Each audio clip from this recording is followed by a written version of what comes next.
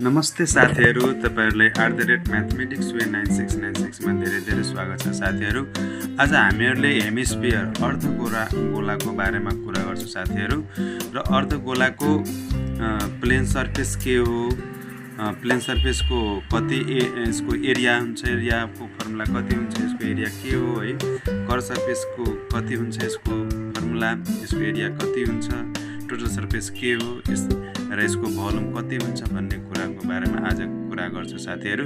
र यसलाई हामी एउटा ठोस वस्तु प्रयोग गरेर बल भकुण्डो जस्तै एउटा गोला नै प्रयोग गरेर अर्धगोलाको भाग देखाउने छु साथीहरू। त्यही भएर यो भिडियो एकदम इन्ट्रेस्टिङ छ र तपाईले एकदम काम लाग्ने भिडियो रहेको हुन्छ साथीहरू। तपाईले भिडियोलाई अन्तसम्म कृपया हेरिदिनु होला र तपाईले केही सुझाव छ भने कमेन्ट मार्फत कमेन्ट पनि गर्न सक्नुहुन्छ साथीहरू। तपाईले कमेन्ट दिए भने मलाई अझै बलियो विश्वास हुन्छ र अझै मलाई भिडियो बनाउन सजिलो हुन्छ र बनाउन हौसला पुग्छ साथीहरू।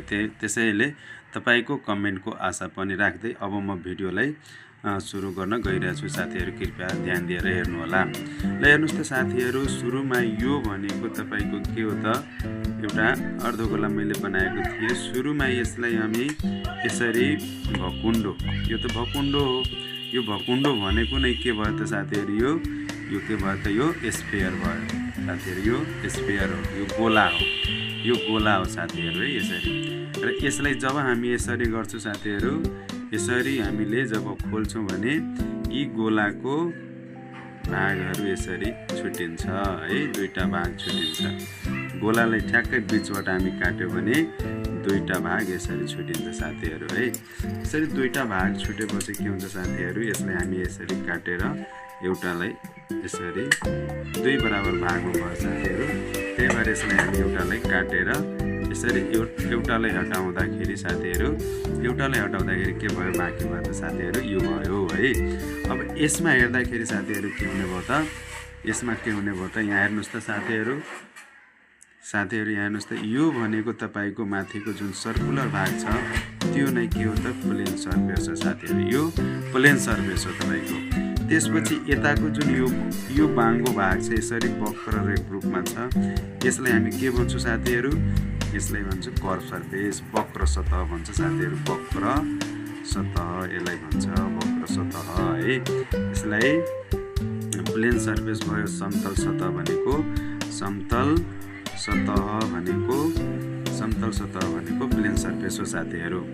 र यही दुईटा भाग, यो कर्व सर्फेस र यो प्लेन सर्फेस, वक्र सतह र समतल सतह मिलेर नै पूरा सतहको क्षेत्रफल हुन्छ साथीहरू।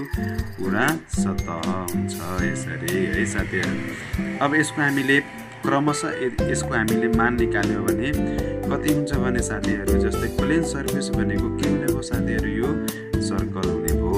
सर्कल भनेको प्लेन सर्फेस भनेको के हुने भयो साथीहरू, प्लेन सर्कल हुने भयो। वृत्ताकारको छ, वृत्त हो प्लेन सर्फेस भनेको, वृत्त हो।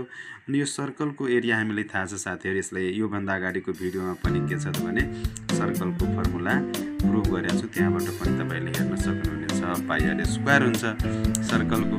अब त्यसै गरेर साथीहरू CSA भनेको कर्व सर्फेस अनि कर्व सर्फेस भनेको के हो साथीहरू, यो अब कर्व सर्फेस भनेको तपाईको के हो त, यो दुईटै मिलाएर साथीहरू, यो दुईटै मिलाएर के थियो त, दुईटै मिलाएर 4πr² थियो है साथीहरू।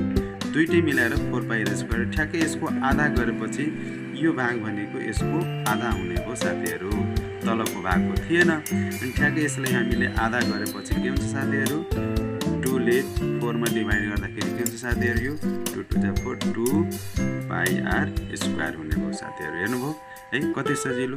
CSA भनेको 2πr²। अब TSA के हुन्छ भने पूरा सतह के हुन्छ साथीहरू, पूरा सतहको क्षेत्रफल के हुन्छ भने यो A + CSA, A + CSA, यो दुईटै मिलेर के हुने भयो साथीहरू, पूरा सतहको क्षेत्रफल। अब A भनेको कति हो साथीहरू, यहाँ πr², अनि CSA कति हो साथीहरू, यहाँ निकालेको हामीले 2πr²। अनि यो दुईटैले हामी जब जोड्छौं भने कति हुन्छ साथीहरू, 3πr² भनेको TSA अफ हेमिस्फियरको TSA भनेको 3πr² हुन्छ साथीहरू है। अनि त्यसै गरेर साथीहरू भोल्युमको फर्मुला हामीले प्रुभ गर्दाखेरि भोल्युम भनेको यो पुरा गोलाको के हुन्छ भने साथी, अनि यो भोल्युम भनेको के हो साथीहरू भनेको यो टोटल भोल्युम भनेको यो स्फियर थियो। स्फियरको भोल्युम हामीले प्रुभ गरेकै हो है साथीहरू। भोल्युम स्फियरको भोल्युम के थियो त 4/3πr³ र ठ्याक्कै यसको आधा गरेपछि यो आधा भागको मात्रा हामीले यसमा अट्टिने भागको मात्रा हामीले भोल्युम निकाल्नु छ भने यसको पनि हामीले हाफ गर्नुपर्छ। भनेपछि यसको हाफ गर्दाखेरि 4/3 × 2πr³ भनेपछि यो 2 ले 4 मा डिभाइड गर्दा 2 2 जा 4 हुन्छ, अर्थात् यो 2 माथिको 2π अनि r³/3 2/3πr³ भनेको भोल्युमको फर्मुला हुने हो है त साथीहरू। यसरी हामीले सबै plane surface, curve surface, total surface र भोल्युमको फर्मुलाहरू यसरी हामीले हेमिस्फियरको पनि प्रुभ गर्न सक्यौँ र यसरी हामीले इजिली यसको लागि बुझ्न सक्छौँ साथीहरू। हस् त साथीहरू, धेरै धेरै धन्यवाद तपाईँले भिडियो हेरिदिनु भएकोमा। र साथसाथै यदि तपाईँले यसलाई सब्सक्राइब गर्नुभएको छैन मेरो च्यानल भने साथीहरू प्लिज सब्सक्राइब पनि गरिदिनु होला, ताकि यस्तै नयाँ भिडियोहरू तपाईँलाई सबभन्दा अगाडि तपाईँको अगाडि आउन सकोस् भनेर है। हस् त साथीहरू, नमस्ते, बाई बाई।